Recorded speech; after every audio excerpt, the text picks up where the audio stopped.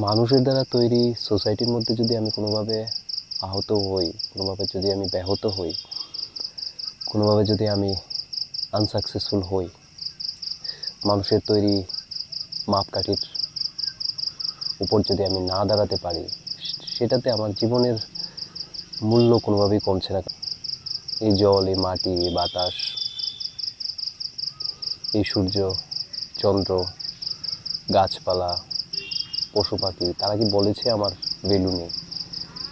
বা পৃথিবীর মধ্যে অগণিত মানুষ সবাইকে বলেছে আমার ভ্যালু নেই? তাহলে আমি কেন নিজে থেকে একটা কনক্লুশন করে নিচ্ছি, নিজে থেকে একটা ভেবে নিচ্ছি, বা যদি হয়েও থাকে যে মানুষগুলো আমার আশেপাশে আছে, যে মানুষগুলো আমার সাথে ব্যবহার করছে, আমার সাথে তাদের ট্রানজ্যাকশান হচ্ছে, সেটা আমার এক্সপেকটেশনের মতো হবে, সেটা ভাবার কোনো বিষয় না।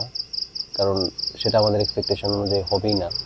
এটা স্বাভাবিক যে একটা ছোট্ট বৃত্তের মধ্যে আমরা আছি, সেই যে স্মল সার্কেল, সেখানে অনেক মানুষের সাথে কন্টিনিউ আমাদের দেখা হচ্ছে, কথাবার্তা হচ্ছে, মত বিনিময় হচ্ছে, এবং রিপিট হচ্ছে সেই মানুষগুলো আমাদের লাইফে, সেই কথাবার্তাগুলো রিপিট হচ্ছে, সেই ভাবনা চিন্তাগুলো রিপিট হচ্ছে।